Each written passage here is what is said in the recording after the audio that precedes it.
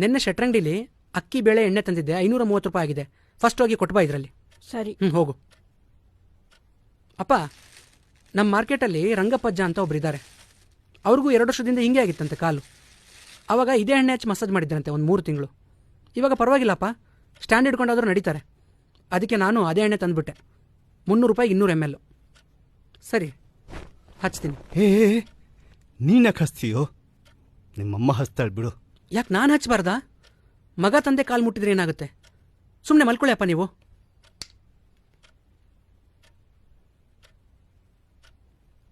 ಈ ಕಾಲು ನಮ್ಮ ಸಂಸಾರದ ಭಾರನ ಹೊತ್ತಿರೋ ಕಾಲು. ಈ ಕಾಲು ನಮ್ಮ ಜೀವನದ ಬಂಡಿನ ನಿರಂತರವಾಗಿ ಎಳೆದಿರೋ ಕಾಲು. ಬರೀ 1 ವಾರ ಕೆಲಸಕ್ಕೆ ಹೋಗಿರೋ ನನಗೆ ಇಷ್ಟೊಂದು ಸುಸ್ತಾಗ್ತಿದೆ. ಇನ್ನು 30 ವರ್ಷ ಕಷ್ಟಪಟ್ಟಿರೋ ಈ ಕಾಲುಗಳು ಅದೆಷ್ಟು ದಣದಿರಬೇಡ. ಅದಕ್ಕೆ ಈ ಕಾಲುಗಳು ಈಗ ಹೀಗೆ ಮಲಗಿರೋದು. ಅಪ್ಪ ಅಪ್ಪ, ನಮ್ಮನ್ನು ಸಾಕೋಕೆ ಈ 30 ವರ್ಷ ನೀವು ಅದೆಷ್ಟು ಕಷ್ಟ ಅನುಭವಿಸಿರ್ಬೇಡ. ಯಾಕೋ ಸಂಜು? ಅದೆಷ್ಟು ಅವಮಾನ ಎದುರಿಸಿರ್ಬೇಡಪ್ಪ. ಆದ್ರೂ ನೀವು ಒಂದಿನೂ ನಮ್ಮ ಮುಂದೆ ಯಾವ ನೋವನ್ನು ತೋರಿಸ್ಕೊಳ್ಳದೆ ನಗನಗುತ್ತಾ ಇದ್ರಿ. ಯಾವುದಕ್ಕೂ ಕಡಿಮೆ ಮಾಡದೆ ನನ್ನ ಒಬ್ಬ ರಾಜ್ಕುಮಾರ್ ಅಂತರ ಬೆಳೆಸಿದ್ರಿ. ಯಾರ ಮುಂದೆನೂ ಕೈ ಚಾಸ್ತಿ ನನ್ನ ಒಬ್ಬ ಸ್ವಾಭಿಮಾನಿ ತರ ಸಾಕಿದ್ರಿ. ಎಷ್ಟು ಗ್ರೇಟ್ ಅಪ್ಪ ನೀವು, ಎಷ್ಟು ಗ್ರೇಟ್ ಅಪ್ಪ. ನಿಮ್ ಋಣ ನಾನು ಹೆಂಗ್ ತೀರಿಸ್ಲಪ್ಪ? ಸಂಜು, ಸಂಜು, ಯಾಕೋ ಯಾಕೋ ಪುಟ್ಟ, ಯಾಕೆ ಹೇಳ್ತಾ ಇದೆಯೋ? ನಿಮ್ ಋಣ ಹೆಂಗ್ ತೀರಿಸ್? ಲಕ್ಷ್ಮಿ, ಲಕ್ಷ್ಮಿ, ಏನಾಯ್ತ್ರಿ? ನೋಡೆ.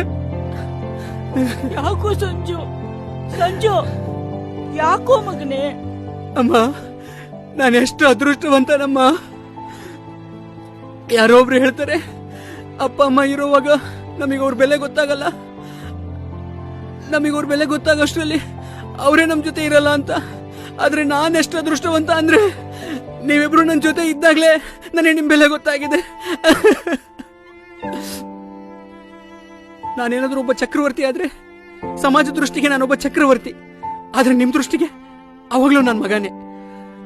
ಅದೇ ನಾನೇನಾದ್ರೂ ನಿಷ್ಪ್ರಯೋಜಕ ಆದ್ರೆ ಸಮಾಜ ದೃಷ್ಟಿಗೆ ನಾ 0, ಆದ್ರೆ ನಿಮಗೆ ಅವಾಗ್ಲೂ ನನ್ನ ಮಗನೇ. ಯಾಕೋ ಸಂಜು, ಯಾಕೋ ಏನೇನೋ ಮಾತಾಡ್ತಿದೀಯಾ? ಯಾರಾದ್ರೂ ನೋಯಿಸಿದ್ರೇನೋ? ನಾನ್ ಸಣ್ಣವನಿದ್ದಾಗ ನನಗೆ ಹೊಟ್ಟೆ ತುಂಬ ತಿನ್ನಿಸಿ ನೀವು ಅರೆ ಹೋಟೆಲ್ ಮಲ್ಗಿದ್ರಿ. ದೇವಸ್ಥಾನದಲ್ಲಿ ಮಂಗಳಾರತಿ ತಗೊಂಡಿರೋ ಕೈನ ಮೊದಲು ನನ್ನ ತಲೆ ಮೇಲೆ ಇಟ್ಟು ಆಮೇಲೆ ನಿಮ್ ತಲೆ ಮೇಲೆ ಇಟ್ಕೊಂಡ್ರಿ. ಹಬ್ಬ ಬಂದಾಗ ನನಗೆ ಹೊಸ ಬಟ್ಟೆ ತೊಡಿಸಿ ನೀವು ಹಳೆ ಬಟ್ಟೆ ತೊಟ್ಕೊಂಡ್ರಿ. ಸಾಲ ಸೋಲ ಮಾಡಿ ಹೊಟ್ಟೆ ಬಟ್ಟೆ ಕಟ್ಟಿ ನನ್ನ ಓದಿಸಿದ್ರಿ. ಅಂದ್ರೆ ನೀವು ಜೀವನ ಪೂರ್ತಿ ಬರೀ ನನ್ನ ಬಗ್ಗೆನೇ ಯೋಚನೆ ಮಾಡಿದೀರಾ.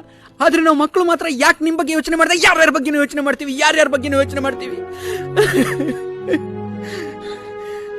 ಇಲ್ಲಪ್ಪ, ನಾನಿನ್ಮೇಲೆ ನಿಮಗೆ ಕೊಡ್ಬೇಕಾಗಿರೋ ಪ್ರೀತಿ ಎಲ್ಲೂ ಪೋಲಾಗಲ್ಲ. ನಾನು ನಿಮ್ಮನ್ನ ರಾಜರಾಣಿ ತರ ನೋಡ್ಕೋತೀನಿ. ಸಾರ್ಥಕ ಆಯ್ತಪ್ಪ, ಸಾರ್ಥಕ ಆಯ್ತು ನಾನು ನಿನಗೆ ಜನ್ಮ ಕೊಟ್ಟಿದ್ದು. ಇನ್ಮೇಲೆ ನನಗೆ ಈ ಕಷ್ಟ ಯಾವತ್ತೂ ಬರಲ್ಲ, ಬರಲ್ಲ.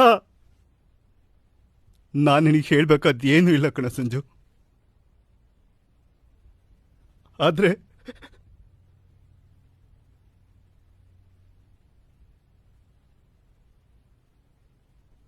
ಒಂದ್ ಮಾತು ಹೇಳ್ತೀನಿ ಕೇಳಪ್ಪ, ಒಳ್ಳೆತನನ ಯಾವತ್ತೂ ಬಿಡ್ಬೇಡ.